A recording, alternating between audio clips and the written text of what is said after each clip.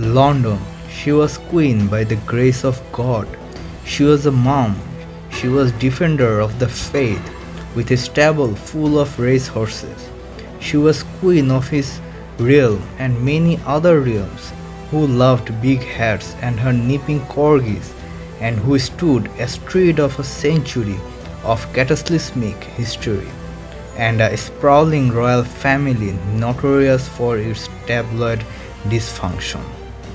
The world is demonstrably fascinated by Queen Elizabeth II.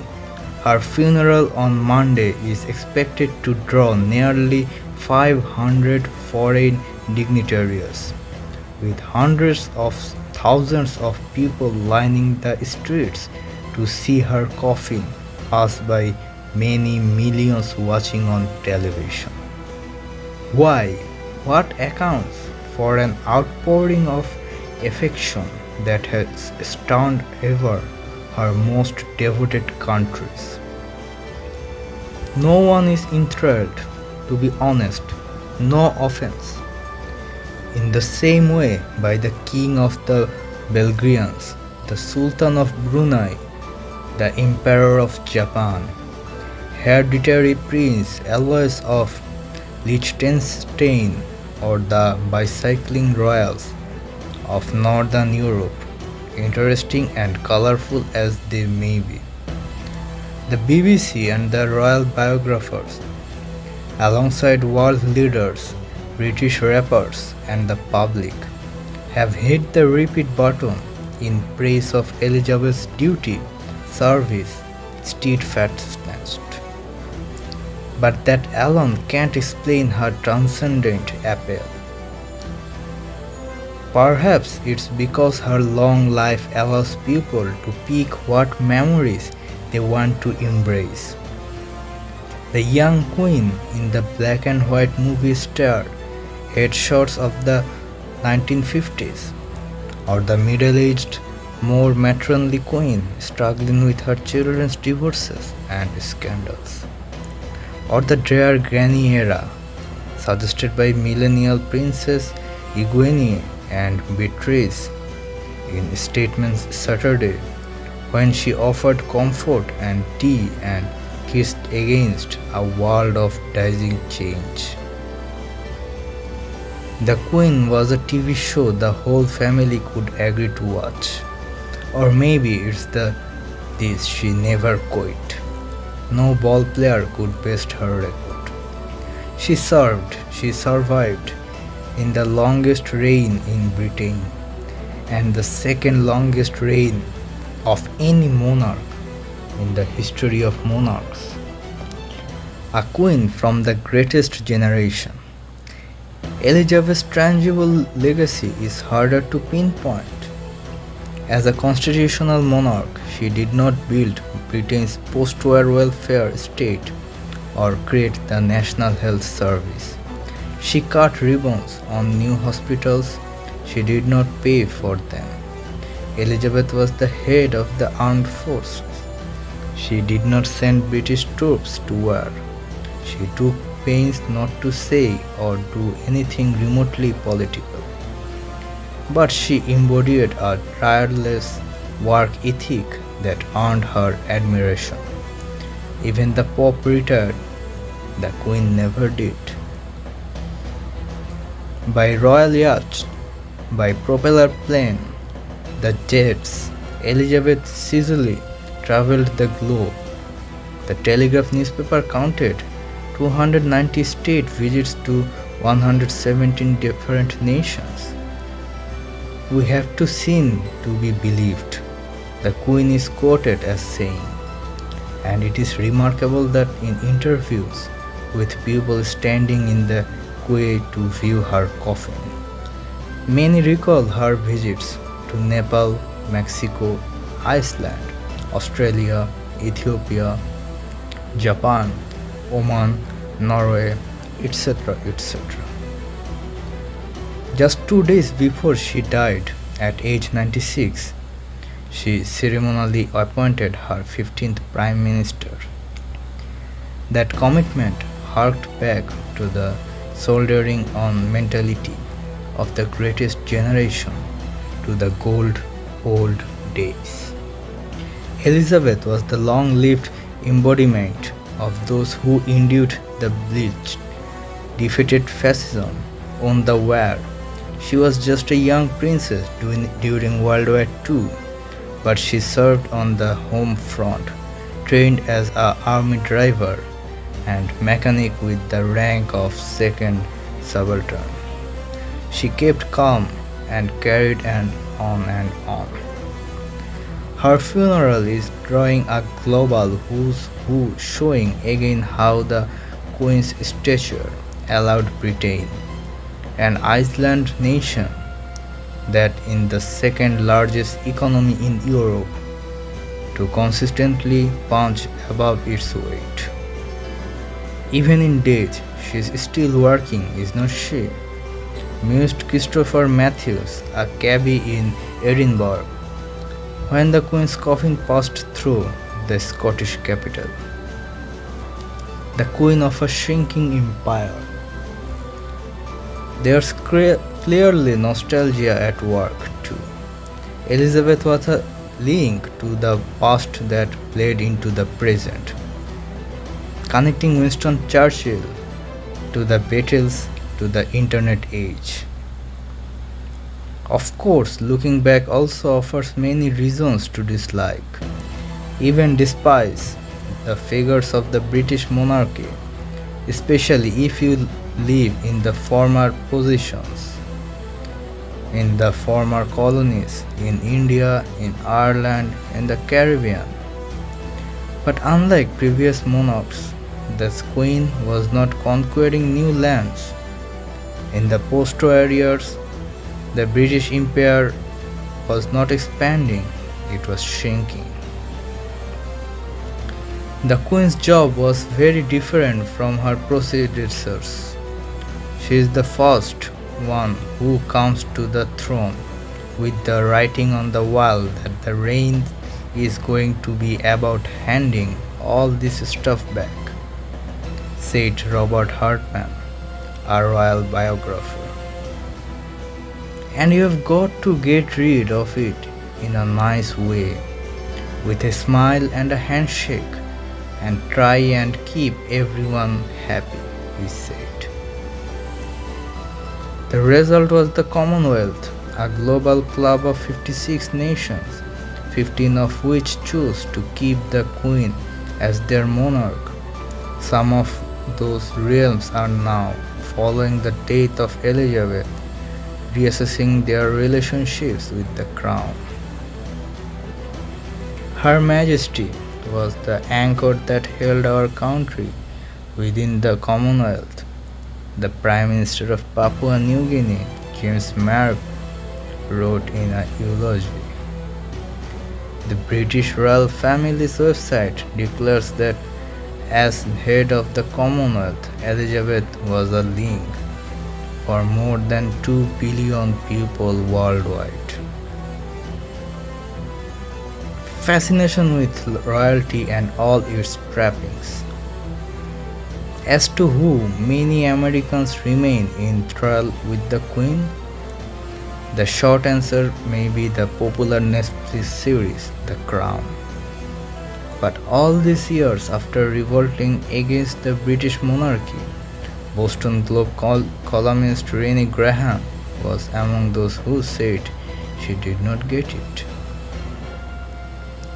The House of Windsor is beholden only to its own boldness and the absurd notion that their family has been divinely chosen to rule with the people as their subjects, she wrote.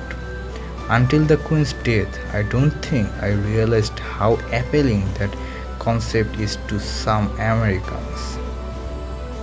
For millions globally, the Queen held another mystique. The fantasy of a glittering European dynasty and a spell of real royalty. The House of Windsor has certainly swelled itself in a History Channel come alive. With its invasion of tradition, It's bejeweled symbols and kits of scepters, crowns, orbs, with the queen attended and guarded into the 21st century by ladies in waiting and human warders from the Tower of London. Unlike in the Netherlands, where royals get around by bike, the Windsors have always kept up appearances, rolling in Rolls Royces and Bentleys, Jaguars, and Land Rovers. The Queen was known for frugality and unfussiness, but she was one of the richest people in Britain, and her royal estates, golden carriages, former gardens, and crown jewels suggested her grand station and held the gaze of daydreamers and Hello Magazine subscribers. Artist Henley Ward, 51, describes meeting with the Queen in preparation to paint her portrait as an almost mystical event. At Windsor Castle, Ward said he was granted access to a yellow drawing room where she later sit for him in very heavy regalia. Nothing can prepare you for the shot of the beauty of the place, he said of Windsor.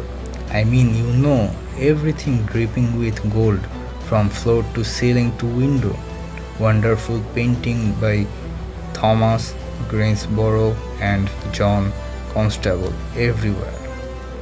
That palette, he said to the woman herself. The day of their meeting in 2015, he recalled, she was diminutive in stature, you know, quite short, and yet she was the biggest person I've ever met. Like she had an almost palpable aura about her. Ward said, you had to steel yourself to focus on the work to be done, because it's been said that heads of the state and world leaders have been reduced to speechlessness when meeting her.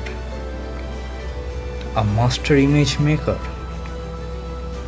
On both sides of the Atlantic, the Queen became a shadowing for political notables across eras.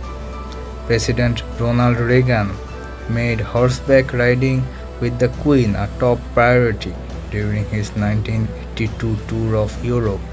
According to Foreign Office files, President Barack Obama called her truly one of my favorite people.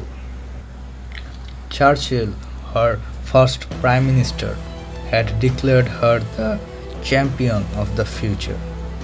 Boris Johnson was emotional in professing how her death punched him in the gut.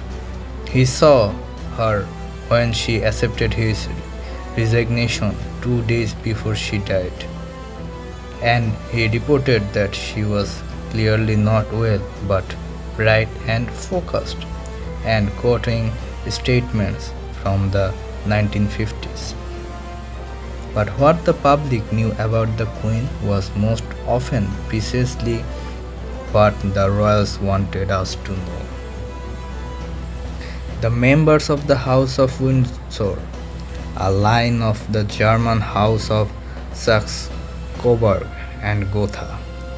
Its name changed to convey Britishness amid anti-German sentiment during World War I, where the original influencers, who mostly embraced being celebrities, even as they shrank from the tabloid glare.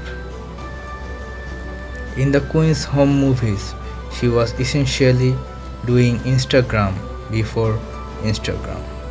A curated image, happy kids on the lawn, a day in the countryside. The images of the Queen were micromanaged, designed to stir patriotism, convey a sense of national identity, and always to perpetuate a hereditary monarchy into the modern era. From the Queen's home movies, she personally approved the release of hundreds of reels, to her star turns with Paddington Bear during her Platinum Jubilee or James Bond during the 2012 Olympics. What the public saw might be considered empire building for hearts and minds. Almost all royal work is a staged photo opportunity, said Hannah Yelin, senior lecturer in media and culture at Oxford Brookes University. All of it is image management to manufacture consent for their continuation as an institution. Every single charity photo is a reproduction of power. The Queen was always acutely aware of this and adapted it, cultivating an image underpinned by concepts like duty and sacrifice. Yellen added, "This is essential to diffuse public anger at the inequality the monarchy represents. As part of this, the Queen has been a pioneer of public image management, understanding that the monarchy needed Twitter, then Instagram, and then TikTok. These newer media platforms are at odds with the Queen's traditional stance of dignity and distance." The royal family's TikTok account has 1.4 million followers. Andy Rose, 27, of Cambridge, was in the queue on the very first night possible to see the Queen's lying in state at Westminster Hall. He said the Queen united families. "As a monarch over us for 70 years, me, my parents, my grandparents, my great-grandparents, we all experience the same feeling. She is the world's queen," he added. "She is incredibly special, not only our small, wee country, but the entire world." He suggested that her appeal was related to her inscrutable politics, that no one really knew what the Queen thought. She entertained many leaders deemed controversial over the years, visits from Russia's Vladimir Putin, China's Xi Jinping, Syria's Bashar al-Assad, and Zimbabwe's Robert Mugabe, all raised eyebrows at the time. Protesters launched a Trump baby blimp above London when President Donald Trump arrived for his state visit. The Queen rolled out the red carpet for all. She was very welcoming, even the leaders that most would say would not deserve it, Rose said. She showed complete grace and decorum to whomever she met.